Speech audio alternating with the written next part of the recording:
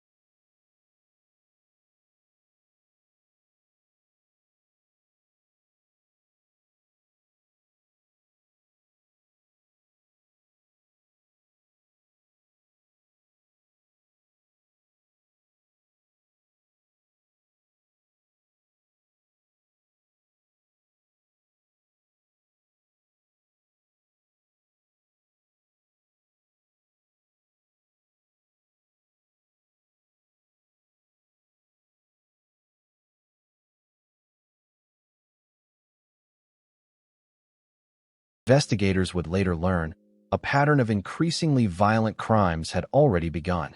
For years, many of his victims were young men from vulnerable communities, people whose disappearances did not always receive immediate public attention. Some were estranged from their families. Others had recently moved to the city. Their absence was not always noticed right away, and in several cases, missing person investigations stalled before significant leads could be developed. As investigators later reconstructed the timeline, they discovered that there had been multiple opportunities to stop Dahmer much earlier. Complaints had been made. Suspicious incidents had been reported. Yet each time, the pieces failed to come together. These missed opportunities would become one of the most heartbreaking aspects of the entire case. While Jeffrey Dahmer was able to maintain an outward appearance of normalcy, Families across Wisconsin and neighboring states were desperately searching for sons, brothers, and friends who had vanished without explanation. For them, the story was never about one notorious offender.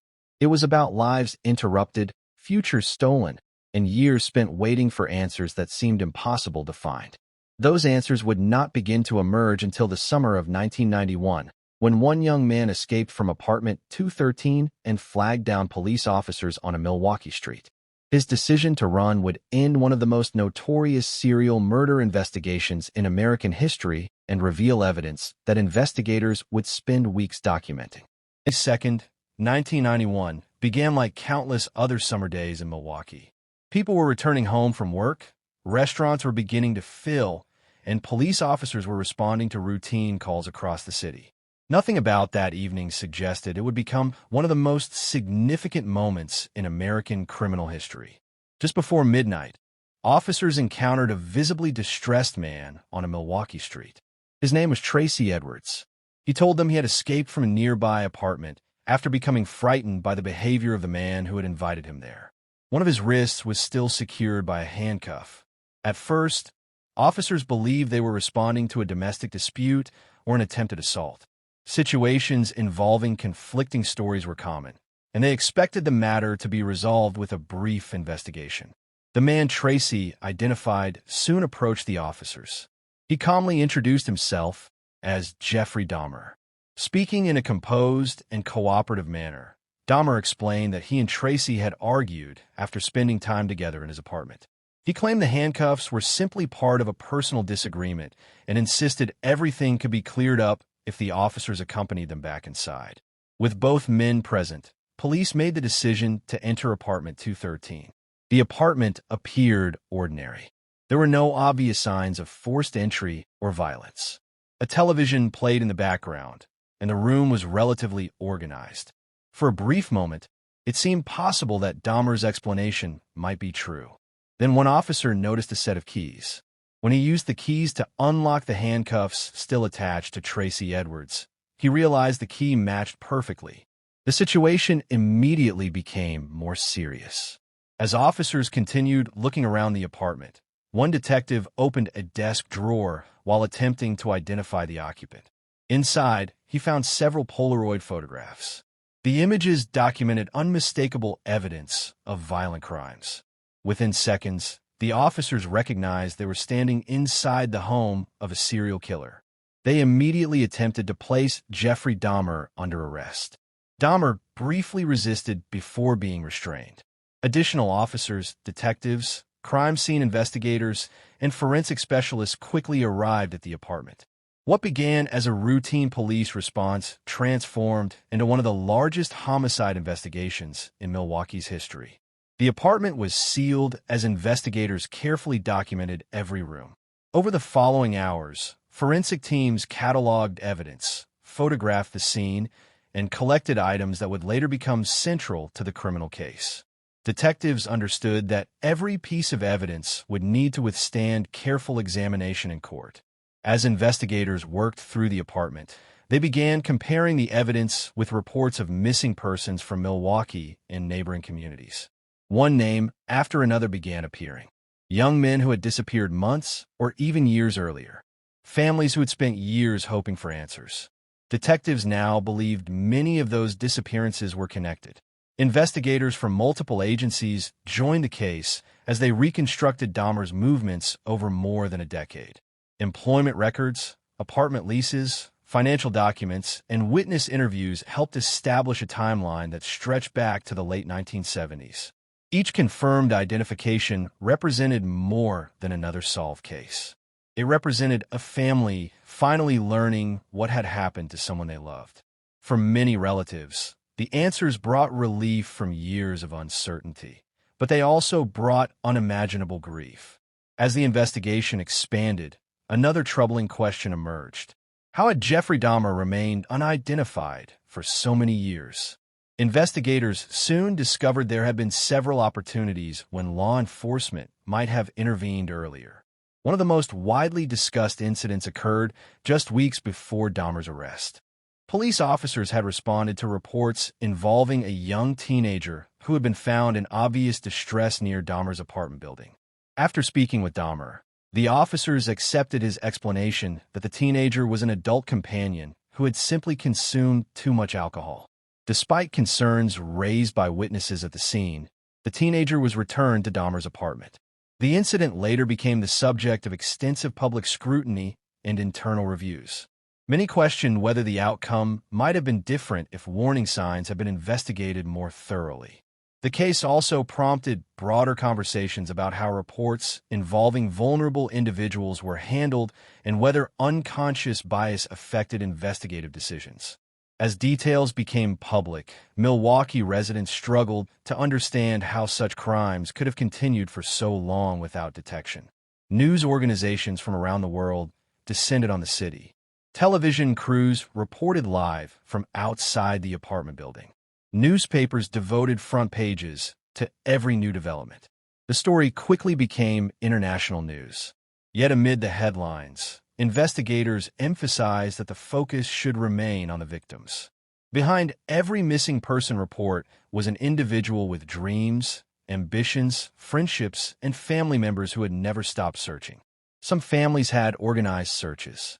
Others had distributed photographs throughout their communities.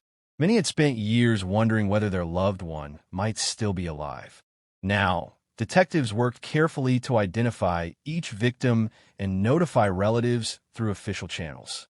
These conversations were among the most difficult responsibilities investigators would ever face.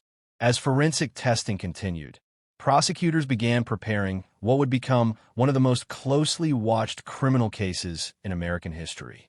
The evidence collected inside Apartment 213 was extensive, but every fact still had to be verified. Every identification had to be confirmed. Every timeline had to be reconstructed. Every statement had to be supported by evidence. The investigation would ultimately reveal not only the crimes of one individual, but also important lessons about missing persons investigations, community trust, and the importance of carefully evaluating warning signs. For detectives, however, one challenge still remained.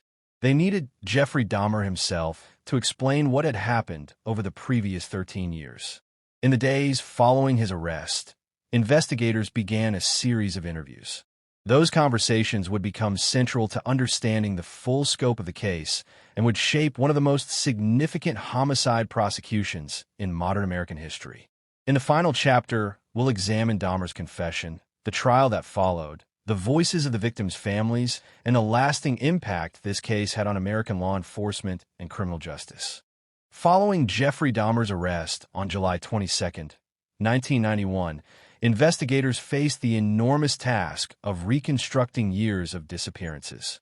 Detectives worked around the clock, comparing missing person reports, interviewing witnesses, and carefully documenting every piece of evidence recovered during the investigation. The process would take weeks, but one thing had already become clear. This case would forever change Milwaukee and leave a lasting mark on the American criminal justice system. Unlike many major criminal investigations, prosecutors would not have to rely solely on physical evidence. During multiple interviews with detectives, Dahmer admitted responsibility for numerous killings and helped investigators establish a timeline that stretched back to 1978. His statements were carefully corroborated with forensic evidence and witness testimony to ensure the accuracy of the prosecution's case. As investigators continued their work, another priority remained at the forefront: identifying every victim and notifying their families with dignity and compassion.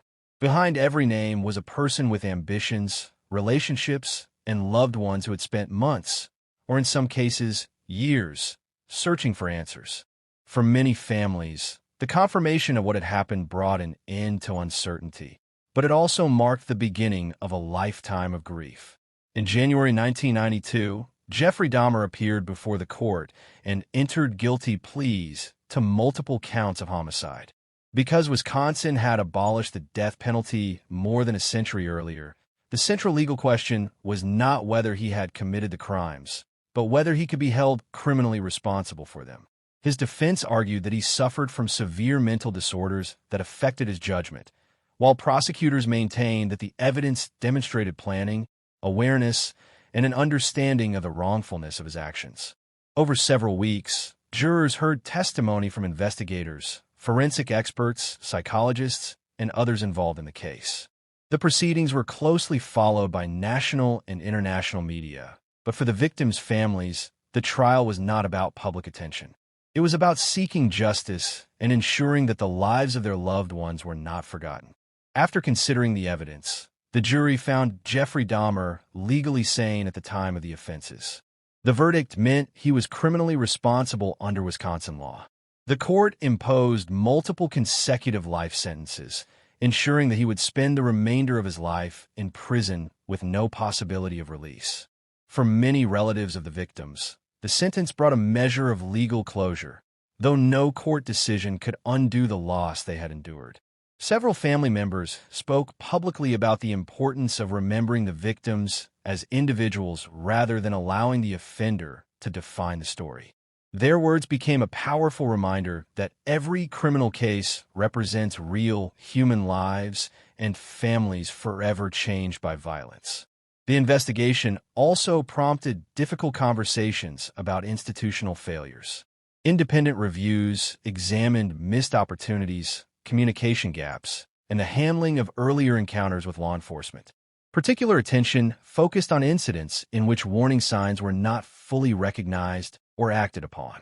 Those discussions contributed to changes in training, supervision, and missing person investigations in many jurisdictions. The case also highlighted broader issues affecting vulnerable communities. Advocates argued that every missing person report deserves thorough attention regardless of a person's background, age, race, sexual orientation, or socioeconomic status. The lessons drawn from the investigation continue to influence discussions about policing, community trust, and equitable treatment under the law. On November 28, 1994, while serving his sentence at the Columbia Correctional Institution in Wisconsin, Jeffrey Dahmer was assaulted by another inmate and later died from his injuries. With his death, there would be no further appeals or public testimony. The legal proceedings had ended, but the impact of the case remained. In the decades that followed, books, documentaries, podcasts, and television programs revisited the investigation from many perspectives. Historians, criminologists, and journalists examined the evidence to better understand how the crimes continued for so long and what lessons could be learned. While public interest persisted, many families of the victims urged audiences to remember that the case was not merely a story about a notorious offender. It was a story about people whose lives were cut short and communities that endured profound loss. Today, apartment 213 no longer exists. The Oxford apartments where the crimes occurred were demolished in 1992, and the site remains undeveloped. Many local residents viewed the demolition as an opportunity for healing and as a symbol that the community wished to move forward while honoring the memory of those who were lost. More than 3 decades later, the Jeffrey Dahmer case continues to be studied not because of the notoriety of one individual, but because it underscores the importance of careful police work, effective communication between agencies, and listening to those who raise concerns. It reminds investigators that seemingly isolated incidents may reveal larger patterns, and it reinforces the need to treat every missing person report with urgency and respect. The names and stories of the victims deserve to be remembered. They were sons, brothers, friends, co-workers, neighbors, and members of their communities. Their lives extended far beyond the circumstances of their deaths, and any honest account of this case must begin and end with that truth. Thank you for watching. If this documentary encouraged you to learn more about the history of criminal investigations or the importance of supporting families of missing persons, consider continuing your research through reliable historical and court records. Remembering the victims with dignity is one of the most meaningful ways to ensure their stories are never forgotten.